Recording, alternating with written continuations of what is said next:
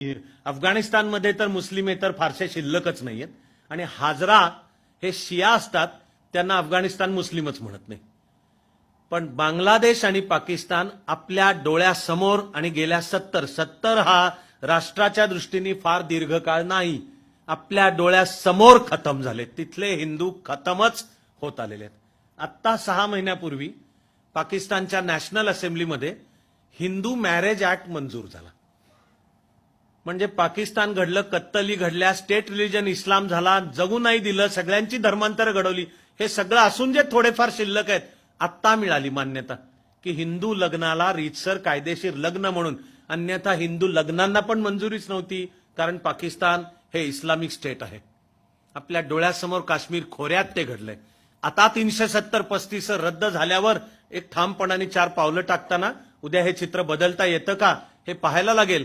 पण देश या मुद्द्यावर जर सावध राहिला नाही तर इथला लोकसंख्येचा बॅलन्सच बिघडून जाईल. तो बिघडवण्याची योजना आहे त्याची. 1991 ते 2001 या 10 वर्षामध्ये भारतातली मुस्लिम लोकसंख्या 36% वाढली, भारतातली हिंदू लोकसंख्या 23% वाढली. चर्चा तेव्हापासूनच चालू झाल्या की या पद्धतीने जर चालू राहिलं तर तुम्ही बाकीचं फार लांब आहे अशा भ्रमामध्ये आपण कोणीच राहू नकोयात.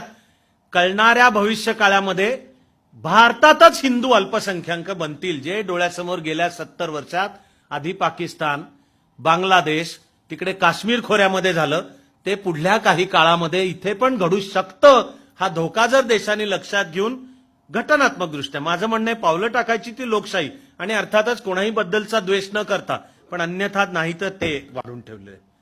2001 ते 2011 या काळामध्ये दिसून आलं की मुस्लिम लोकसंख्या 29% वाढली आहे आणि हिंदू लोकसंख्या 19.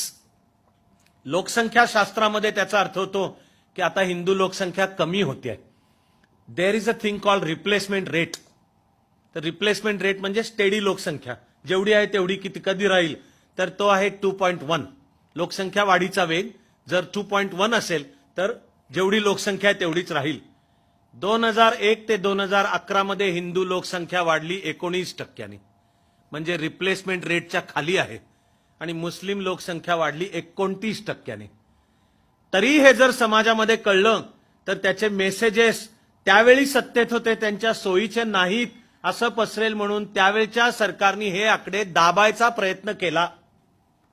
तरी ते बाहेर आलेच आणि 2014 नंतर तर अधिकृतरित्या मान्य.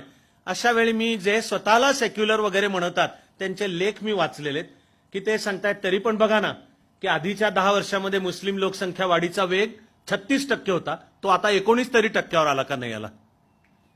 पण या पद्धतीने जर चालू राहिलं तर गणित हे आहे, भारत देश स्वतंत्र सुद्धा होताना भारतात हिंदूंची लोकसंख्या 85% होती, 70 वर्षात ती 80 वर आली, पण म्हणजे 5 कमी झाली. म्हणजे आपल्याला जर राज्यघटना टिकलेली हवी असेल, लोकशाही टिकलेली हवी असेल, तर हे जे लोकसंख्येचे बॅलन्स आहेत हे व्यवस्थित टिकून राहिले पाहिजेत. त्यामुळेच नागरिकत्व विधेयक ही तर डिफेन्सिव्हच आहे, कारण तिकडे पाकिस्तानात फार कोणी उरलेच नाहीयेत. आता जे येऊ म्हणतील तर ते 50 लाखाच्या आसपास आहेत फार तर. बांगलादेशामध्ये अजून 8%, म्हणजे साधारण 1 कोटीच्या आसपास किंवा असे येतील, एवढे आहेत. पण खतम करत आणले 23चे 3%वर आणि इकडे बांगलादेशात 31चे 8%वर आले. ह्याच्यानंतर आहे डिफेन्सिव्ह ही लढाई. भारताचं भारत पण बिलकुल स्पष्ट सांगतोय की माझ्या काळजाचा ठोका चुकतो. कालच्या हिंदूमध्ये एका बांगलादेशी, आणि इलाज नाही म्हणून मुद्दाला धरून मला सांगणं आवश्यक आहे की ती धर्मानी मुस्लिम आहे, आता अमेरिकेत असते, लेखिका आहे, तिची कादंबरी प्रसिद्ध झाली, हिंदू वृत्तपत्रामध्ये तिची मुलाखत आली.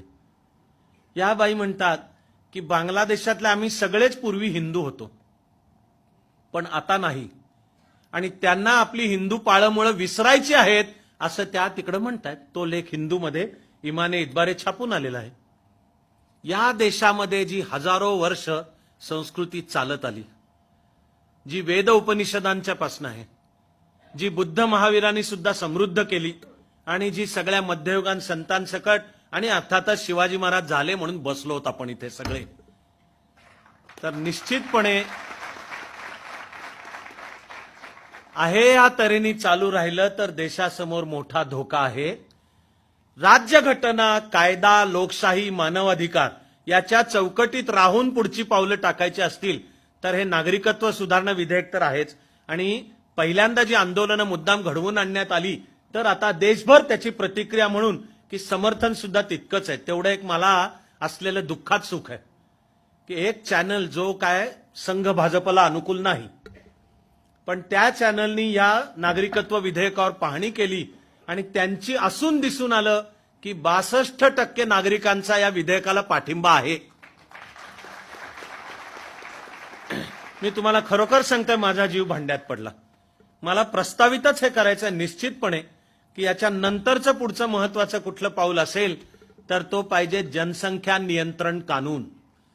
म्हणजे हम दो हमारे दो हे सर्वांना धर्मनिरपेक्षपणे लागू पाहिजे.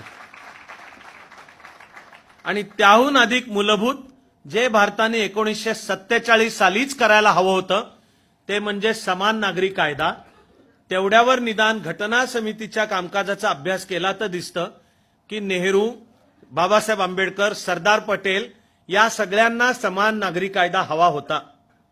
पण घटनेच्या पटलावर, घटना समितीच्या पटलावर काही, पुन्हा सगळे नाही, सगळे मुस्लिम प्रतिनिधींनी विरोध केला नाही, पण काही, त्यांना मी धर्मांध मुस्लिम म्हणतो, त्यांनी विरोध केला की आमचा कायदा शरिया आहे, आम्हाला समान नागरी कायदा मंजूर नाही. माझं म्हणणं आहे त्यांना त्याच वेळी सांगायला हवं होतं की तुम्हाला जर शरिया हवा असेल तर पाकिस्तानात जा, कारण पाकिस्तान निर्माणच त्या मुलावर झालेलं आहे. ते सांगण्याचं सुद्धा धैर्य आपण नाही दाखवलं. आपण आजची सुरुवात वंदे मातरमनी केली. अरे हे वंदे मातरम हे राष्ट्राच्या परंपरेतून उदयाला आलेलं राष्ट्रगीत आहे. तिचा जातपात धर्मपंथाची काही संबंध नाही.